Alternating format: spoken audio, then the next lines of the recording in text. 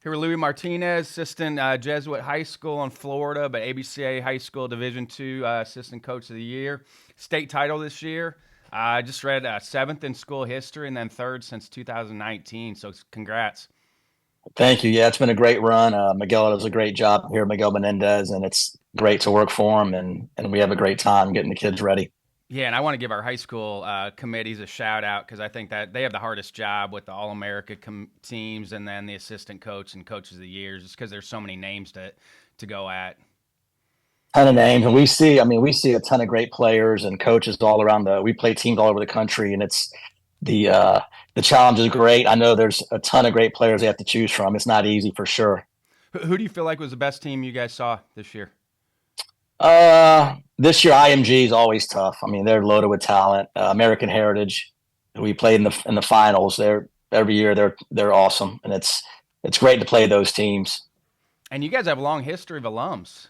I saw Lou Pinella. I mean, you got a ton of big leagues. Lou Pinella, Al Lopez. We got Lance McCullers is up there now. There's a ton of guys in the minor leagues. Cannon Manassi, Josh Mallett's, Bennett Lee. They're all working their way up. I'm sure there's more I'm forgetting. Do you guys have a feeder program? We don't. It's it's all over the area. Kids want to come play for Jesuit, and it's a blessing for us. But it's from all over, really. Hey, did you guys have to leave? Did you have to leave Florida with the Hurricanes? I didn't leave. Next time I'm leaving. I'm out next time. If it's Category 3 or above, it was probably the scariest night I've ever had. It came at nighttime when it's dark. It's always the worst. You could hear trees falling all around and not knowing where they're at. But next time I'm out for sure. And you'd never evacuated before? No, never. Lost power for about a week. So I'm done. I'm telling you, next time I'm out. So how'd you get to Jesuit then? So I played high school, college baseball with Miguel Menendez. We both came in as freshmen, played University of Tampa, became like brothers. He was coaching in Key West, wanted to get back up to Tampa, and he got the job at Jesuit. The athletic director here is Terry Rupp, which is our college coach.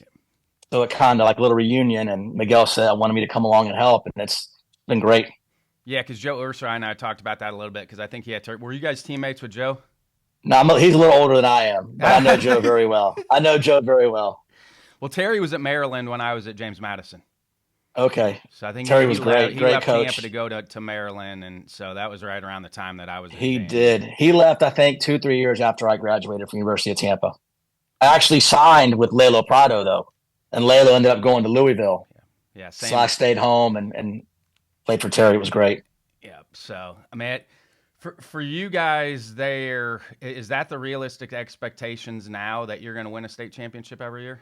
I mean, that's our goal. We actually want to win a national title. I mean, we schedule the best teams we can across the country just to get us ready for that playoff push. And it's worked out tremendously. We've been there. This is my 11th year going. We've been to the state finals 5 times, won 3, lost 2. But our goal is always a national title. And hopefully we can reach that. Oh, man.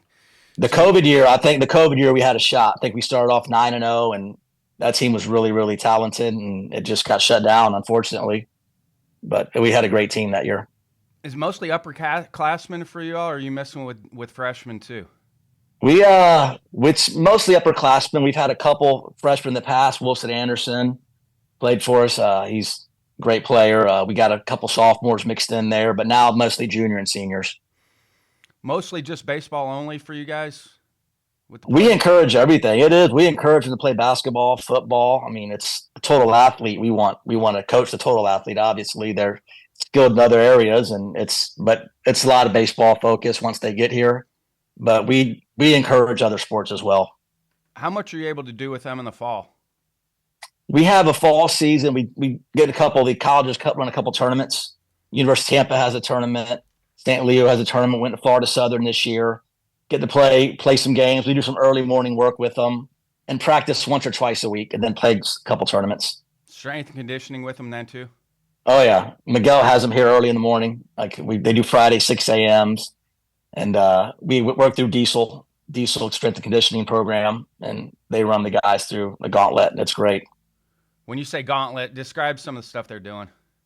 They're doing bike stuff, ropes, a lot of weight training, conditioning, that type of thing. It's they love it. They love it, I think. Then for you, did you know you were going to get into coaching then when you were finished? Well, when I played with the Braves, and my wife was a teacher, and they needed a middle school baseball coach, and I'm like, I'll think about it. But I love the game. I love teaching, and I was like, let me try it. So I ended up taking a PE job at the school where she was at, coaching the middle school baseball team. I coached that since 2004. I coached the middle school team, and then once Miguel came to Jesuit, I came over with the high school level with them. And you haven't done middle school since then?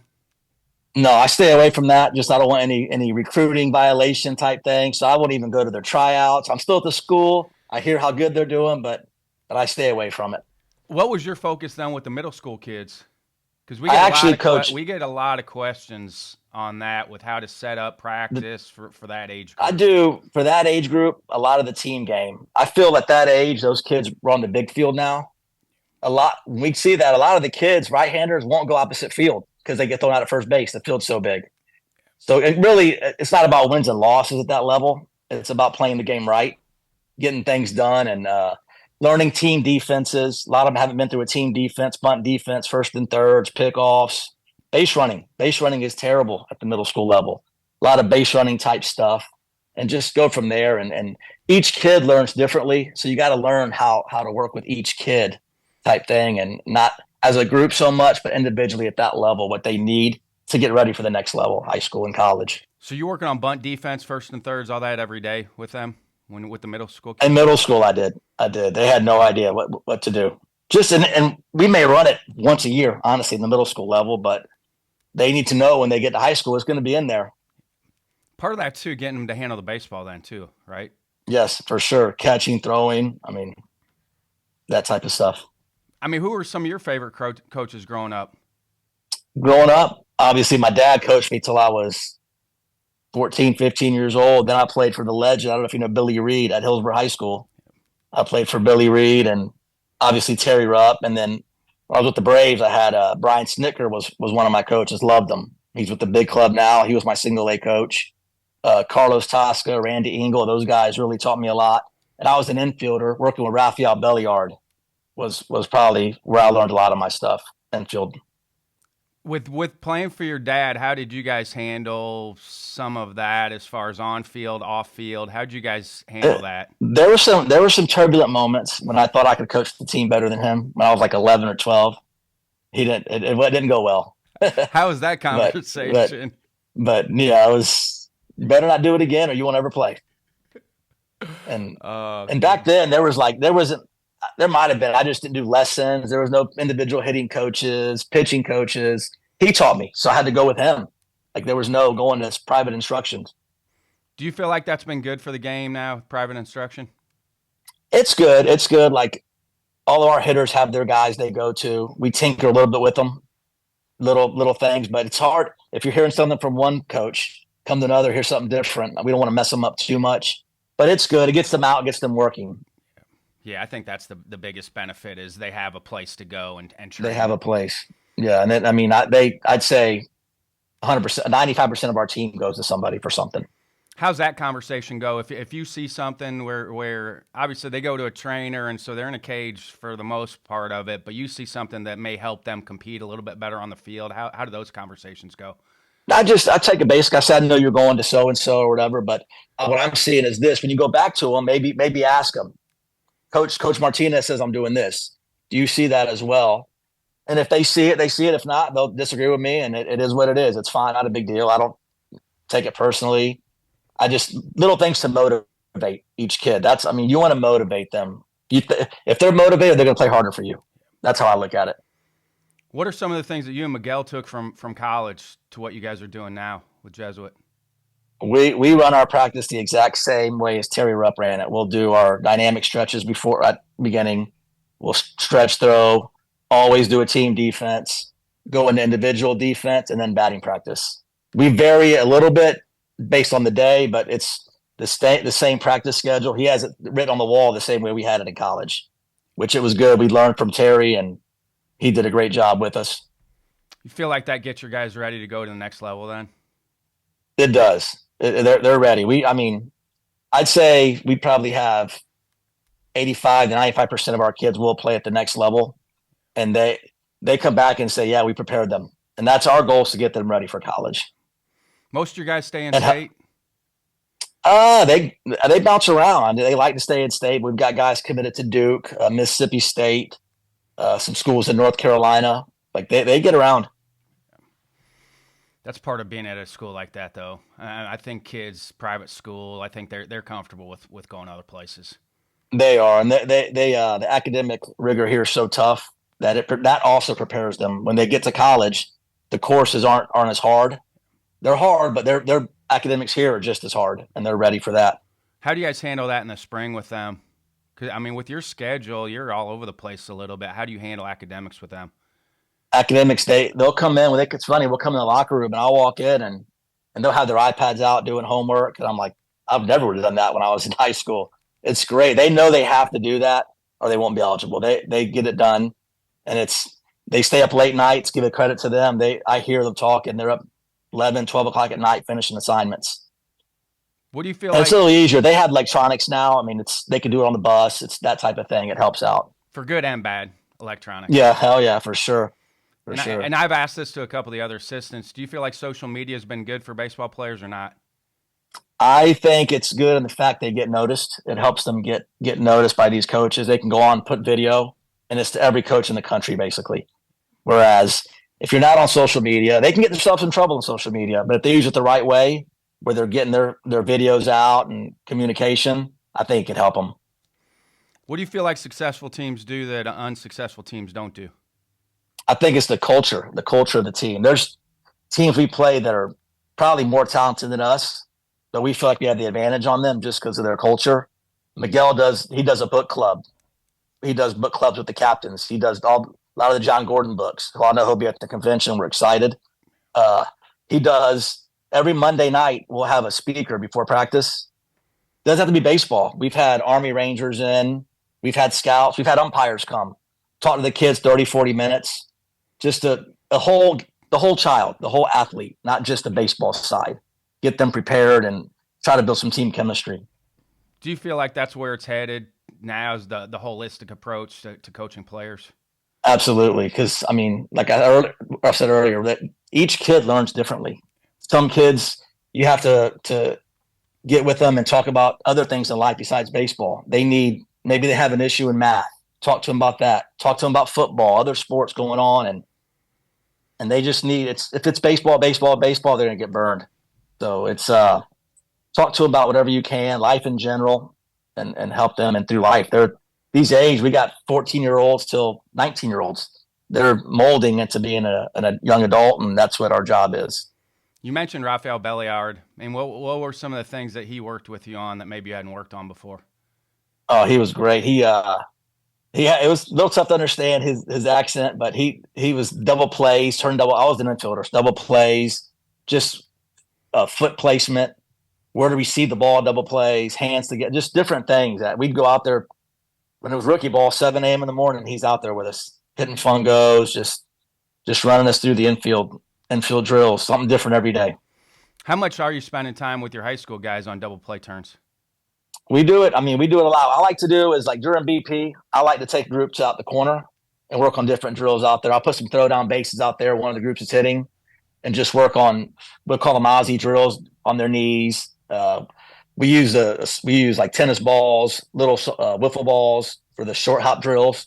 Then we go to the baseball, and then we'll put throw down bases, work on turns, work on feeds. I think it's big. I mean, if you can turn 2 outs on one play, it's big for the pitcher.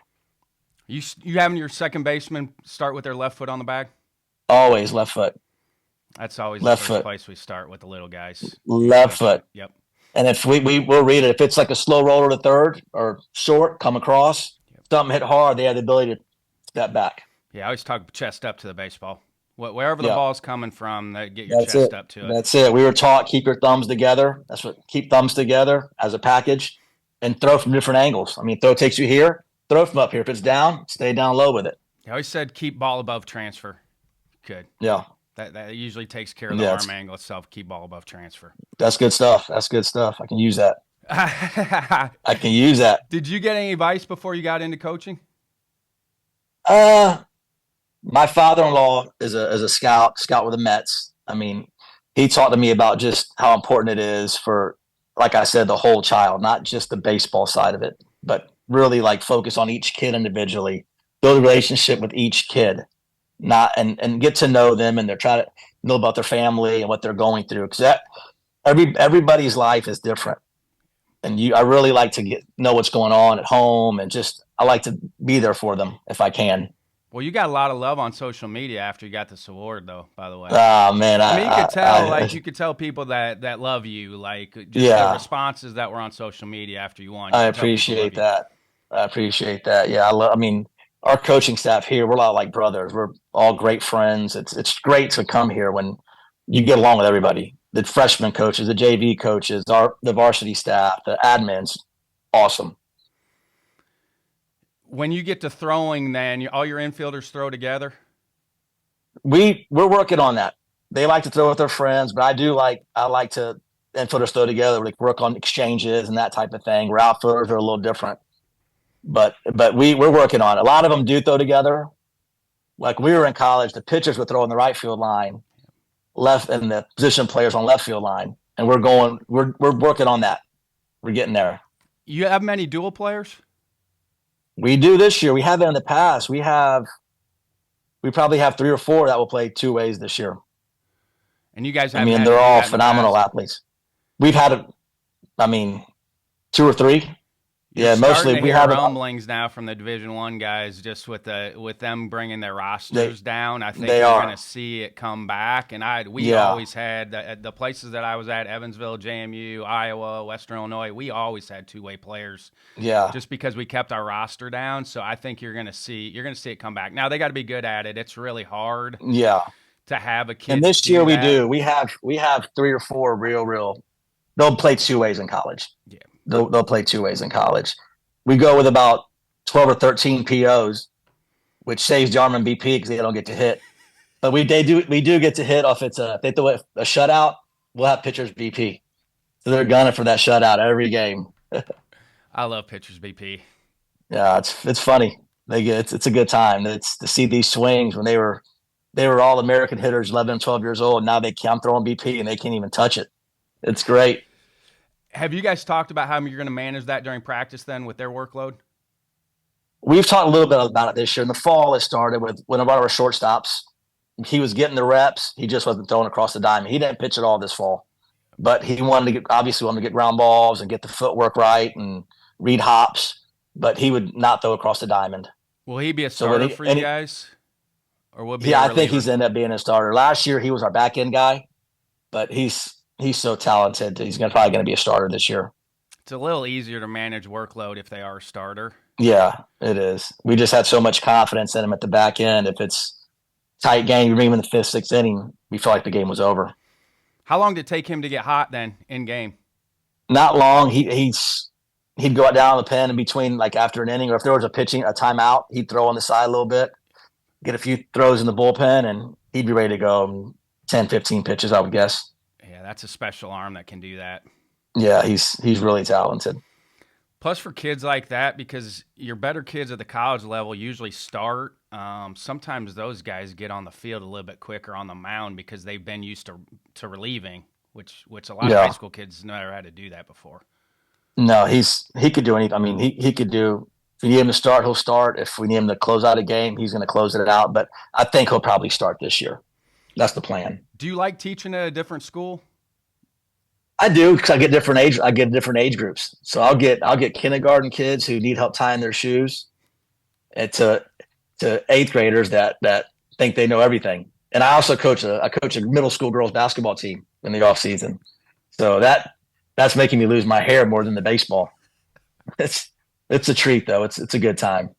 Yeah. Developmentally, when do you see that switch? It is 7th and 8th grade, isn't it, where they start to feel like they got to figure it out? 5th to 6th, and then like you 7th grade when they start, you can really see a change, and they're growing up, and hopefully we've molded them into to being good people and good citizens of the community. That's the goal.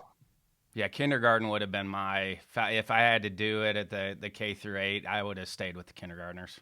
Yeah, kindergartens tell you how they feel too. They had they hold. I was tying one kid's shoe, and I'm down underneath. He was like, "Coach, I love your comb over." I'm like, "That's great." They say whatever they feel, they're going to say it. So you feel like that's your why then is really focusing on the whole person?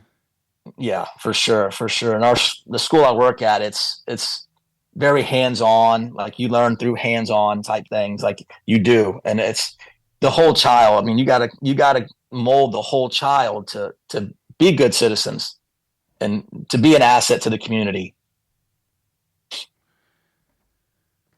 You guys have any challenges then at Jesuit? I mean, you're kind of We got medium-sized school. What are your guys' it's challenges?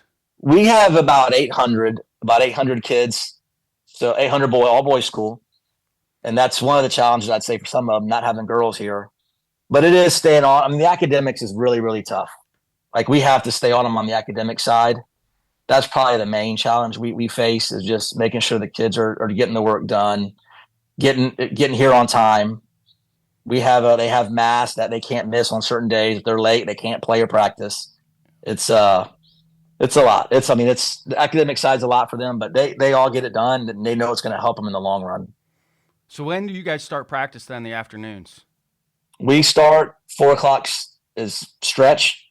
Some days we'll go. They get out at 2:43 on certain days, so we'll do a 3:30 stretch and go till about 6:30. How long does it take you to get from Trinity to Jesuit? It's like a 3 minute drive. Perfect. It's like a 3 minute drive. One of the coaches I work with is one of the basketball coaches here. One of the kindergarten assistants is one of the assistant football coaches.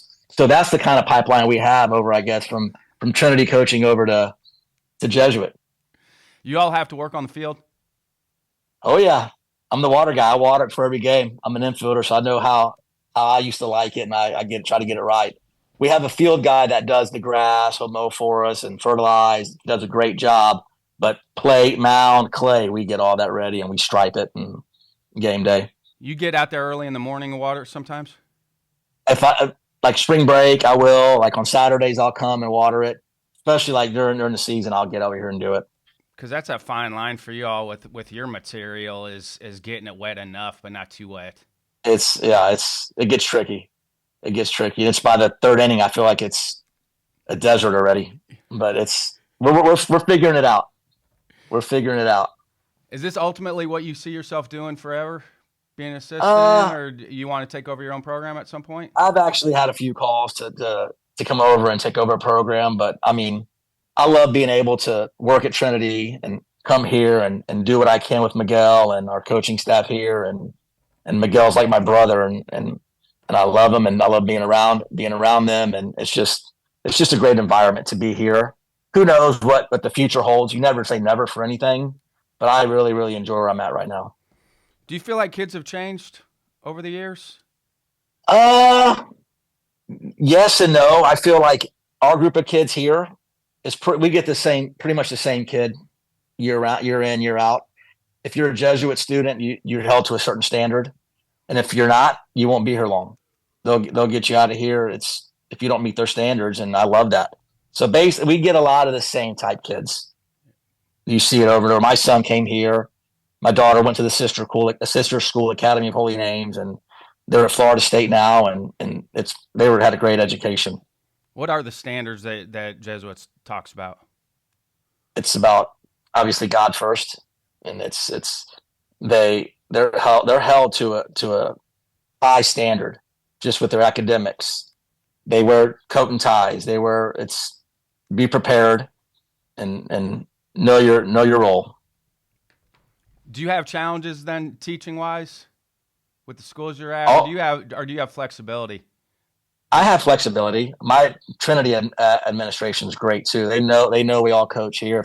If I have to go to a game, they'll let me get out and leave a little bit early if I need to get over here. And it's my principal's son comes here, and her husband was an alumni here, so it's been great. My family's been great. My wife, she's we're empty nesters now, so my wife's like, yeah, go do what you have to do. If you help the team, she's been great as well. What do you feel like does make a great assistant coach?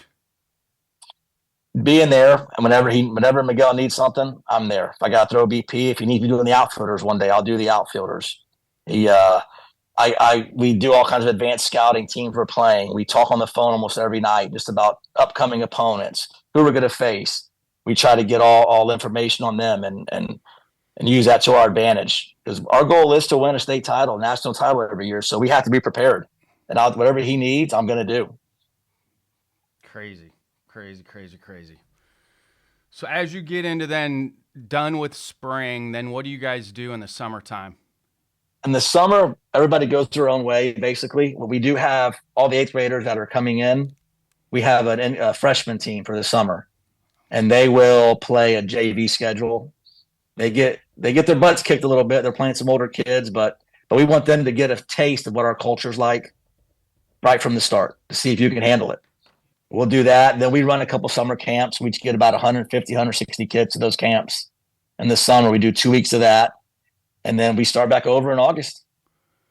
And you talked about it, and that's one of the focuses that we have here is trying to retain kids when they get to the big field.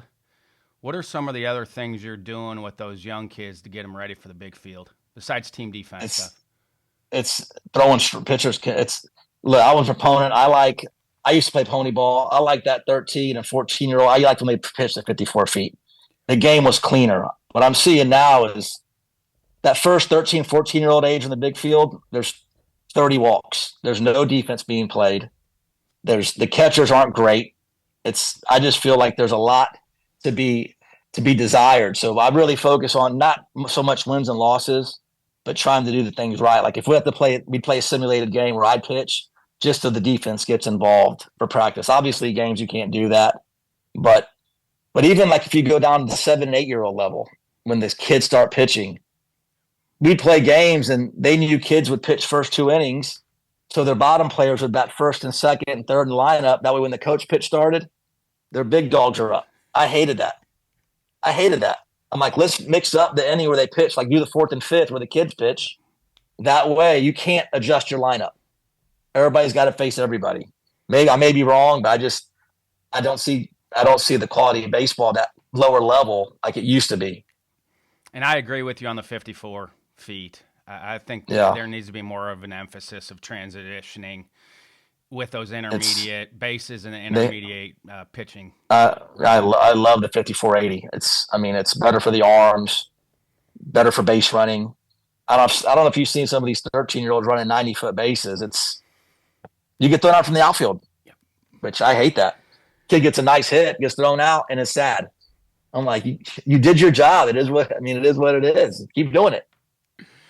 With the amount of technology that's out there now for kids, what have you guys had to adjust to over the years with your coaching? There's so much. We have so much advanced the analytics now with the spin rates, the exit velos is a huge thing nowadays, which we like to do that stuff too, just to see where kids are at. They're progressing and hitting the ball square. We know when the ball's squared up, but the spin rate thing's huge. And we do put our machine, we set up our machine for certain spin rates.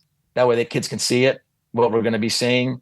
And I think that's actually helped us is using the machine. We've talked to a few big league teams who they said they use a lot of machine, which we used to never use the machine, but we got a couple machines out and we use it on the field now, and we pump the velo up a little bit because we see a lot of velo, and it's actually it's translated into our performance, I think. I think it's interesting when you look at some of the numbers too, exit velocity, but also bat speed, where it's not necessarily how much bat speed you have. I think some of that's a sequencing things for guys is I think they use their body more efficiently. They get better output on their exit velocity, but their swing speed may not be as high as some other guys. Right, and that's the other thing, going back to the weight training. We'll do a lot of things baseball related. We're swinging and torque, just trying to get that torque. So I think that's actually helped as well. Which when I played, it wasn't training like that. It was just bench press, push ups. Now it's more, I think, baseball related type stuff, which is great. Anything you've changed your mind on over the years? I'm close to changing my mind on. Me and Miguel discussed this, and our other coaches, the two-strike approach, which I'm a big two-strike approach guy. Shorten up, get a base. That's striking out now is okay. When I played, we were embarrassed to strike out. But and I do still like a two-strike approach, especially at the high school level, because you put the ball in play, a lot of teams make mistakes. We always joke around that if we bunted for 27 straight outs, we'd win the games because they can't handle the bunts. Like if we just put the ball in play, you're going to win most of your games. But I do see the two-strike approach at college and pro level. Guys don't make errors. You got to hit the ball hard. So, I mean, I'm close on that one. They might get me soon to do away with the two-strike approach. I still think it's situation dependent. I still think if there's a runner at third and less than 2 outs and it's a tight game late, then but you have to, right? Safety squeezes in play. Like there's some other things you can do to score runs with maybe not having them swing. Yeah. And I'm also we've always done contact play with 1 out at third. I think there's certain situations you don't always go to that with who's on deck and situational type things where I used to be sold on 1 out contact play. We got to score. We got to go on contact. But I think there's some truth into seeing who's on deck, where you at in the lineup, that sort of thing. Yeah. So if you get thrown out at home, you got to go on first for your number 3 hitter. What good is that with 2 outs? What have been a couple things? What have been some of your characteristics of your favorite players you've coached over the years? I mean, first of all, attitude. I mean, if you can tell the kids that you can't tell if they're doing good, doing bad, if they've gotten 4 hits, if they went 0 for 4. That's what I love to see when the kids are even keel. Like if I know a kid went 0 for 4 and he's still cleaning the dugout and picking up his teammates, I always tell them, look, these scouts, when they're here, you may go for 4, but if your attitude's right, you're hustling, nobody knows about it. It's when you're pouting, and this kid had a tough day. It's all about the attitude. I mean, have they been? I think that's a characteristic of the better ones is they have a short memory for good short memory for good and bad. For sure, if you can make an error in the 6th inning, come in the 7th, get a base hit, or strike out in the 7th, come out, make a great play in the bottom of the 7th to win the game. We've had kids in the past that 1 at bat and they strike out. Their game, you could tell they're gonna have a tough game. It's not fun to deal with, but it happens. Because there is pressure on you guys, how much time are you spending on peak performance? We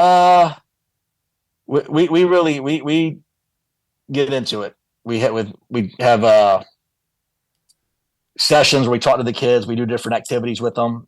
We do. One of our coaches did a thing last year where for testing on paper testing, that sort of thing. And that's where the John Gordon stuff comes into, though. Yeah. Last year, actually, we did the hard hat. I view all that kind of in the same vein. You know, maybe people don't consider that peak performance, but I still feel like book club and that stuff goes towards peak. Well, last year, the book we did was the hard hat book, and that was our theme all year. We had a hard hat in the dugout. We won the state title. Everybody got a hard hat at our little banquet and had stickers on it, state champions. But that was the theme last year, hard hat. Who knows what we'll pick this year, but he does a great job with that. Yeah, there's some art to picking that theme, depending on your team. Every year's different, and trying to pick the theme for that team. Yeah, I'm sure we'll talk about it. Usually around the convention time is when we start discussing that. Yes, for sure. For sure. Love the convention. Do you have a fail forward moment? Something you thought was going to set you back, but looking back now helped you move forward? Like for me personally? Uh-huh. Like in playing career or coaching? Anything. It's wide open. Well, playing career, when I shut it down, tore my knee, tore my ACL. Actually, it was the season had just ended. Came home playing in the church league softball game. Tore my ACL, first game out. My son was born that week. I wasn't sure if I was going to retire, if I was going to keep playing. So that kind of put me down a little bit. And I ended up retiring after that, which it didn't. Looking back, it was the best thing for my family. My son was just born. I was able to spend time with him. Coaching, I mean, in the coaching, it's honestly, it's been great at Jesuit. There hasn't been many instances where I wanted to leave or been depressed coming. I look forward to coming to the field every day. Being The an more times I can get over here, the better. being an empty nester now, is your routines have your routines or habits changed at all?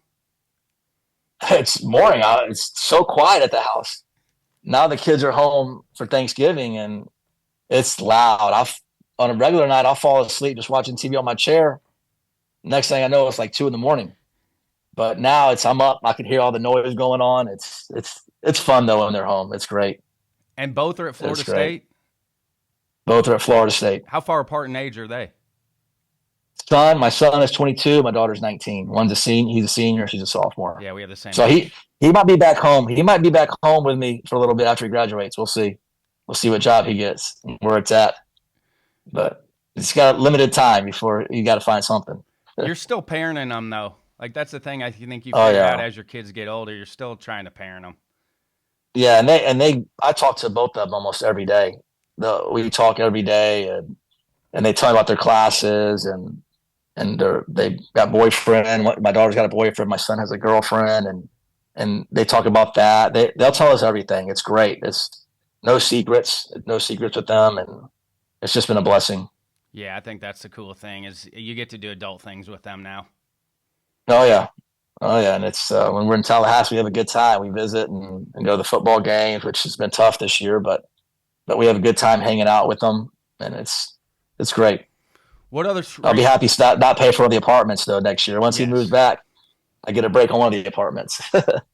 What are some other resources you dive into that you feel like help you? Could be teaching, could be coaching.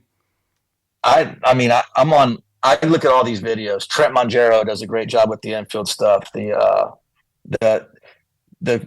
on TikTok, but my TikTok is a lot of baseball. That's all the baseball feeds. I've learned so much from just watching and listening to the infielding coaches speak on that and different drills that I incorporate with our practice. And you have to be able to learn at this age. So I'm still learning, and I can dive onto X or TikTok and YouTube and all the podcasts and just to gain knowledge from all these other coaches. That's one of the great things about the convention. Listening to the clinic speakers is awesome, but also talking to the other coaches. What do you do at practice? What do you guys do? And learning from your peers, it helps out tremendously. I think TikTok's been a good addition, actually. Yeah, for the baseball portion, yes, for sure. Sure. There's so many good videos on that.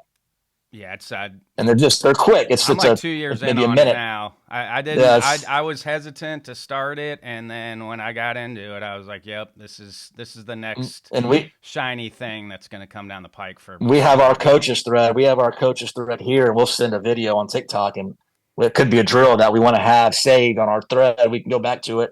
We have probably a library of stuff where you want to see a certain drill, we'll just go watch the video again and run it. Do you have a favorite ABCA convention story? I've been to so many. I'm trying to think of all the speakers we've listened to. We really enjoy the networking. I mean, it's going to the dinner with the guys. I love the expos, the trade expos, and talking to those guys and all the new gadgets they're selling, and just hanging out. I mean, I've seen so many speakers. I've learned so much from them. Andy Stankiewicz just taught so much. Just the JUCO coaches. I like to pop into the youth clinics or the travel ball just to hear what's going on there, and the hot stove, the panels, and just we have a great time. How do you know when you're going to add new stuff in? I mean, you drink from the fire hose at the convention. How do you know when you're going to implement something maybe right away, or you're going to wait and hold off? I'll see the drills I do. I love the drills we do now. And once it gets stale, I know you can tell once you do something too many times, it gets stale. I'll mix in something new. And then some kids, every kid doesn't learn from the same drill.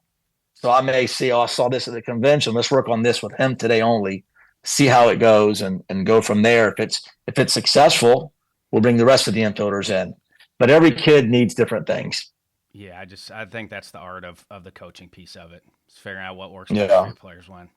And everything, player A different from player B, from player C.